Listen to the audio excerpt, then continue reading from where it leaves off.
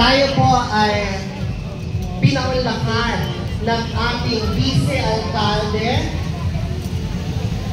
dito sa aming open air gallery here at Plaza Mexico inside Intramuros, ang ating Manila Arts Sihan. This is a project and with the initiatives of Department of Tourism, Culture, Arts of Manila.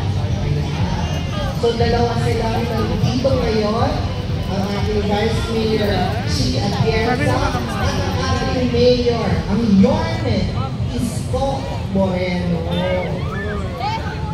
Talaga naman despite of their busy schedules, they made sure na dumaan dito dahil malapit sa puso nila ang programa. So later we will be witnessing Mayor Isko and Vice Mayor Atienza na makisula dito sa ating Manila Art Installation. This is part of their graffiti. So after nito, babalik tayo sa pwede tayo pumunta dito sa harap, grab a marker and just draw or write anything hanggang sa magulo natin ito. Diba? Both sides, may harap, may likod, may gilid.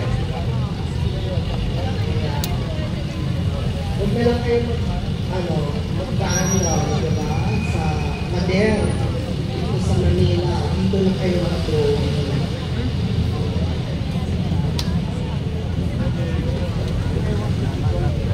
At talaga naman kita natin, kanina, wala kayo, ang opening program natin ay sinulan. Ibig sabihin, we're blessed, diba? We're blessed because ito ay blessing from the skies. Pagkakaroon natin itong open air gallery. So what do you expect? Open air na. So simulan, basta tayo lahat. Pero hindi ito hadlang. Hindi naman ko nagpaparinig. Pero hindi ito hadlang para matapos ang ating exhibit, ang ating gallery ng ating alkalde ng lungsod ng Manila. Let's all welcome Mayor Francisco Isko Moreno Dumagoso! Thank you, Ganda. Magandang araw sa inyo lahat. May pasensya na kayo. Hindi ko makontrol ang panahon. Naulan. Sayang yung araw natin. But I'm happy and I would like to thank to the participants of this program by your DTCOM. Kami ni Vice Mayor na-excite kami. Gusto nyo bang ulitin natin to? Yes! Yes! Gusto nyo ulitin natin? Yes!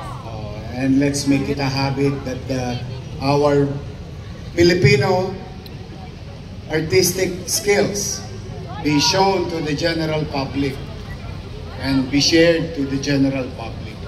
So I'm encouraging all those participants who join us in, who can join us in Arroceros Park, because there will be activities in the coming weeks, months up to March of 2026.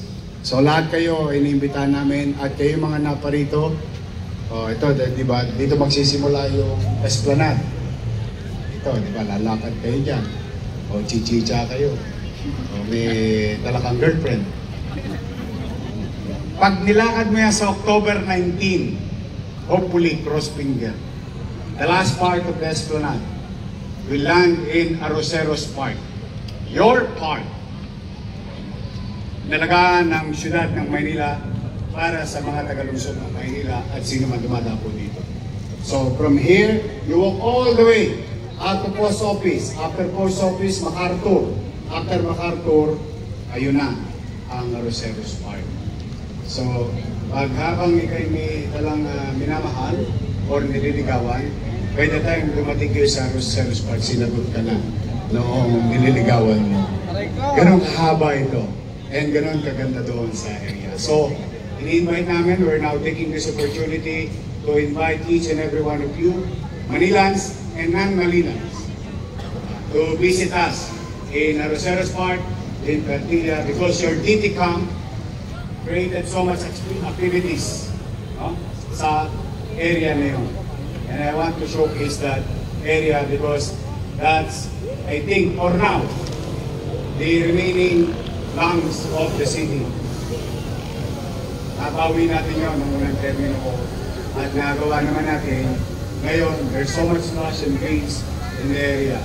Tapos meron pa tayong mga activities in there. So, but for today, congratulations, palakpakan natin ang DTCAM. At palakpakan natin ang mga malikhain natin kababayang Pilipino. Yes! Para sa inyo ito. And huwag kayong magsasawa. Kami naman, we will continue to conduct activities under DTCAM to be reminded and share, continue to share our culture, our tradition, and artistic and creative skills as Filipino to our fellow Filipinos and those foreigners who will come in and out of the city of Manila. So muli, maraming salamat, congratulations, mag-ingat kayo at pagpalain nawa kayo ng kung may kapal. Manila! God first. Thank you. Maraming salamat, Yorme Isko Moreno Dumagoso.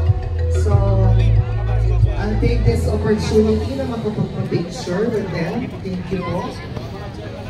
Ang ating mga chairman na sumasakop sa Intramuros or Intraport. Ang ating mga barangay officials. There you go. Pati tanod, sumama. Pati kagawad, sumama. Yaan.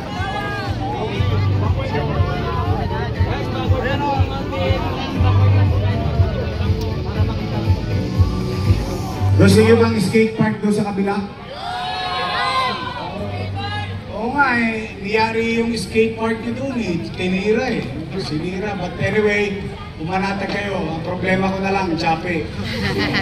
Pag may chape na ako, iniisip ko, gawang kayo doon sa kabila. Ayun, nakita yun? Yung park doon, yung malaking balante. Pera na lang ang kulang, marami kami pangarap. Steady lang sa Kedli, no Joyce ha? Huwag kayo maggigiba ng stoplight ha? Geng, geng. Outfit yan. Geng, geng. Okay, dito ba tingin? 1, 2, 3. 1, 2, 3, smile. Okay, guys, first. 1, 2, 3. Para sa video. Wait. Ready, 3, 2, 1. Okay. Okay, good. Dahil dun sa Manila.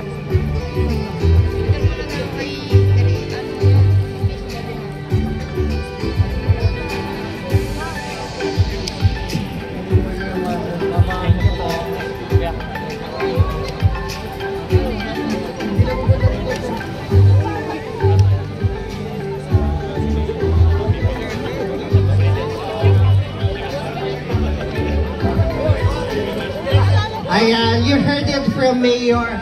Marami pa po tayong programa at mga makabuluhang mangyayari sa lungsod ng Maynila in the coming days, in the coming months. Kaya steady lang tayo dito sa Gedli at hayaan natin na